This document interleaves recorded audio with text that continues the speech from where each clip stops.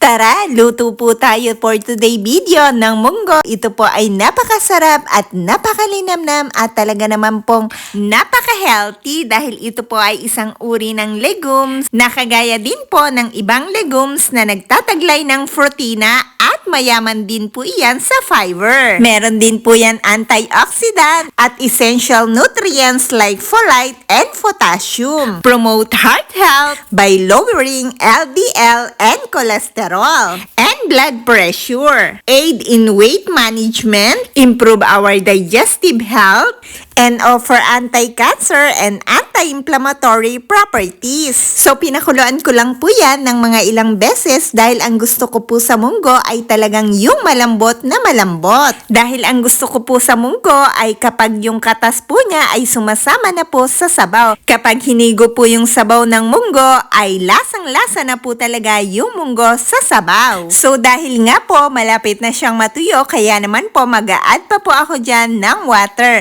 Para naman po, after kong ma-add ang water dyan, ay mailagay ko rin po yung mga sahog niya. Nag-add na nga rin po ako dyan ng asin. At hinalo para magpantay po ang lasa.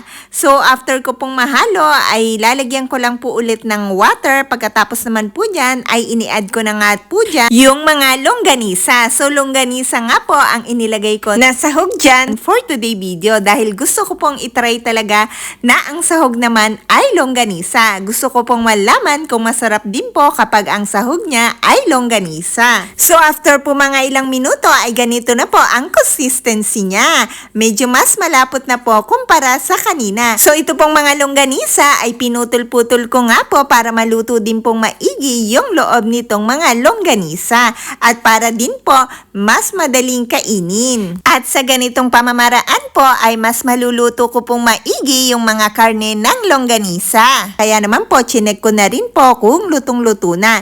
So, dahil nga po, gusto ko pa po ng mas lutong-luto, kaya naman po, ituloy ko lang po yung paghati sa ibang longganisa para mas maluto po silang maigi. So, maglagay na rin po ako ng healthy na mushroom para po mas lalong masarap at lalong maging healthy itong mga masarap at malinamnam na mga munggo. So, after po mga ilang minuto nang medyo malambot na po yung mushroom, ay ini-add ko naman po dyan ang napaka-healthy din po na mga repolyo. Para iwas-iwas po talaga tayo sa napakaraming sakit at ang mga healthy pagkain po na yan ay nagbibigay po talaga ng protection sa ating mga organs para makaiwas tayo sa napakaraming sakit at pasiglahin po tayo. So, nag-add nga din po ako dyan ng spinach dahil ang spinach din po ay napaka-healthy at napakasarap din po niyan talaga kapag isinama sa munggo. So, dahil nga po wala ako ng mga ingredients na nilalagay natin sa Pilipinas, kaya naman po naisipan ko pong lagyan ng iba't ibang ingredients na masarap din po at bukod pa nga po doon ay healthy. Dahil sa panahon po ngayon ay mahirap magkasakit at sa panahon po ngayon ay mas maganda po ang ating mga kakainin ay talagang mga healthy pagkain dahil nga po sa hirap ng buhay ngayon at napakamahal ng gamutan, mas okay na okay po na tayo ay gagawa ng paraan para po maging healthy ang ating mga pagkain.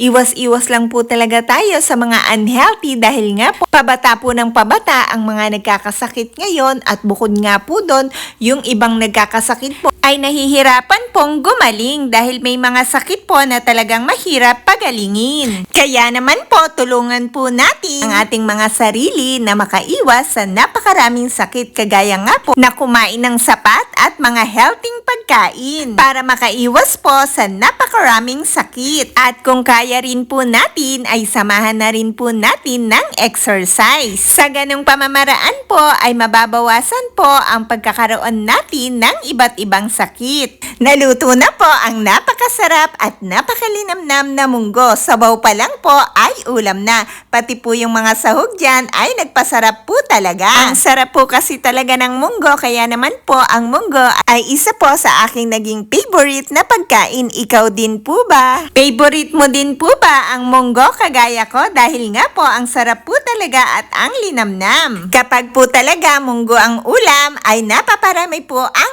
aking kain. Kung hindi mo pa po na-try ang ganitong uri ng munggo, itry mo din pong maglagay ng mga iba pang healthy na mga gulay para lalo pong maging healthy ang lulutuin mong munggo. Dahil ang gulay po talaga ay nagpapasarap at nagpapalinamnam at bukod nga po doon ay talaga naman pong tutulungan po tayo na makaiwas sa napakaraming sakit dahil nga po sa taglay niyang mga vitamins and minerals at fiber at meron din po yung antioxidant. Kaya naman po talagang malaki po ang tulong sa atin ng mga gulay at prutas sa ating daily na pagkain. Kaya po tumutulong ang mga gulay at prutas sa pagpapalakas ng ating mga immune system. Sa ganung paraan po makakaiwas tayo sa napakaraming sakit. Stay healthy po guys!